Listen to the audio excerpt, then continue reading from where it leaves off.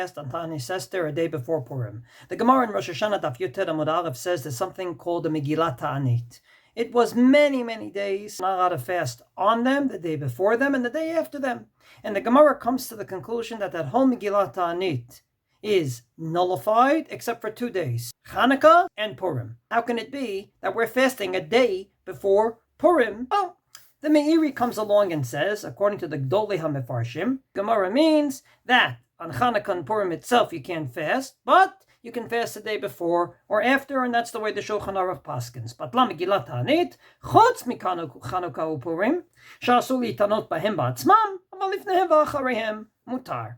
But the Ran, in the name of the Raiva, doesn't accept that answer. He says, hey, if the Gemara says Megillat Taanit is still in full force, then we're not allowed to fast the day before Purim. And that's exactly the question of the Meiri. How do we fast the day before Purim? And basically 3 answers are given, assuming that you're not allowed to fast a day before Purim. The Ran in the name of the Raiva says that the fast day of Taanit Ester is different from all fast days. The fast days you're not allowed to do a day before are mournful fast days. But Yud Gimel, namely the day before Purim, it's actually a fast that remembers the great miracle that happened. It's a happy fast day because we fasted and God gave us what we wanted. That's the way the Meiri also says in the name of Yesh Misha Omer, Ta'anit Shel Simchahu.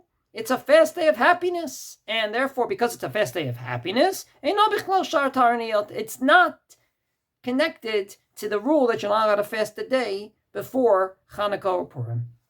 Answer number 2, the Meiri says, since it happens to be that Purim is written in one of the 24 books of the Bible, there's no reason to strengthen it by not allowing fasting a day before.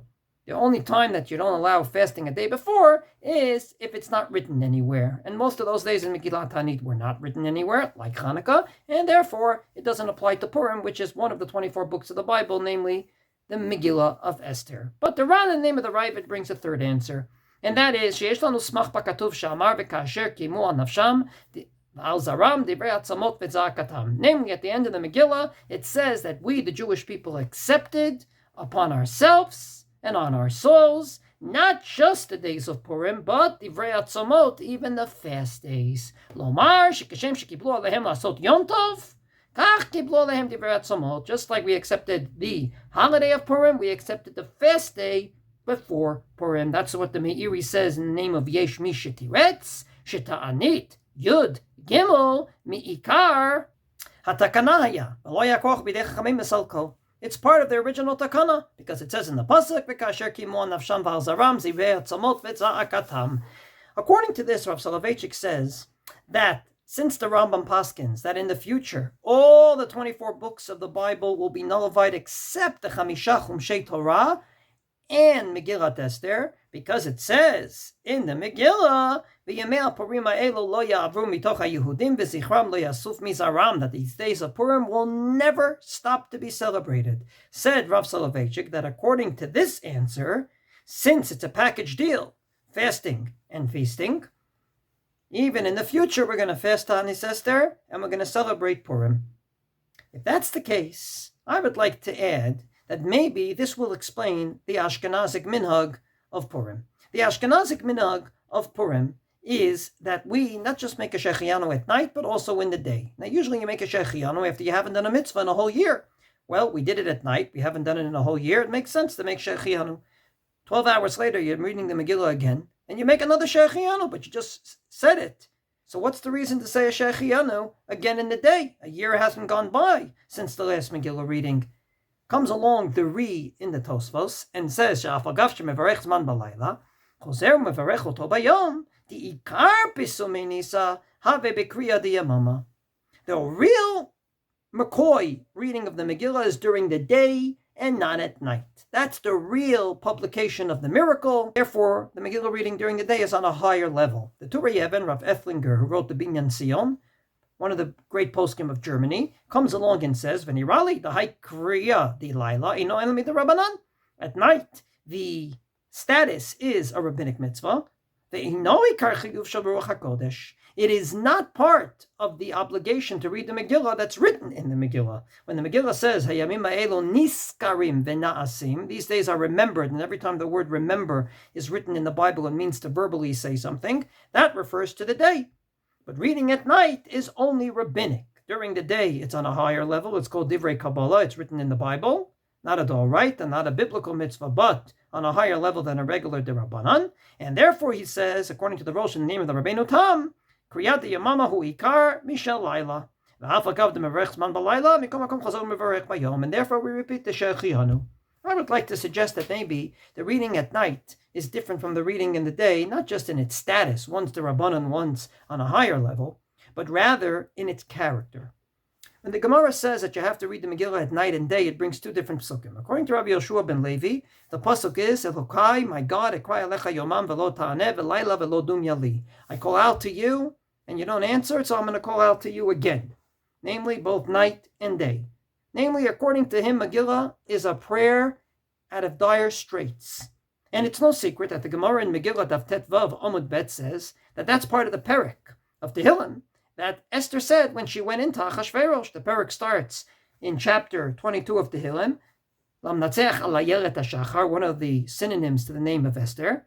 Keli, lama azaftani, why did you leave me? The Gemara says when she went in, she said this, and then all of a sudden miracles happened, and Baruch Hashem, everything worked out. Well, within that perek is this pasuk. Namely, it's a pasuk saying we're in dire straits, God, take us out of it.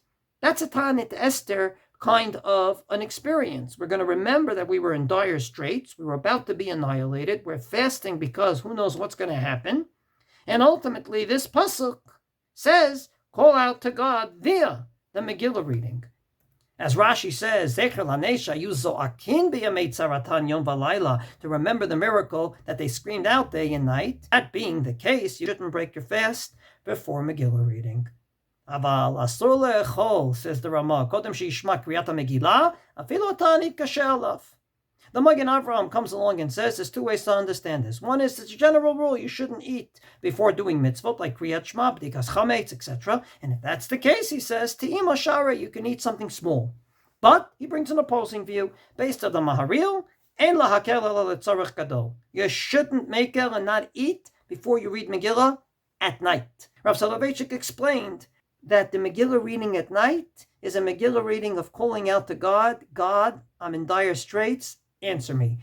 Now you understand the opposing view. Rav Chelbo, in the name of Ula, said that the pasuk that should guide you is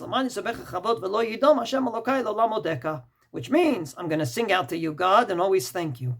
And indeed, Rashi points out this is also based on the psikta connected to Mordechai, Esther, Haman, and Achashverosh. V'kriyat Megillah shevachu shemefarsemim et hanes. I would like to suggest that during the day, this is a more of a Hallel kind of Megillah reading. According to one of the three reasons why we don't say Hallel is that the Megillah reading is in place of Hallel. That only applies during the day because we only say Hallel during the day except for the night of Pesach. That being the case, the night is more of a, I'm from dire straits, I call out to you, God, and you answered me. During the day is thanking God for the miracle like Hallel. This package deals exactly the Purim experience of 2026. On the one hand, we're very concerned for the soldiers, for the pilots, not to mention for the residents of Israel, that they should not be hurt in any which way, shape, or form. And at the same time, we are giving thanks to God for all the miracles we've experienced for the last 2.5 years, just like the miracles of then. So we're about to go into Purim, and we have two experiences. Why this fast is different than all other fasts. It's part and parcel of the Purim experience. Not a part of it, but part of it.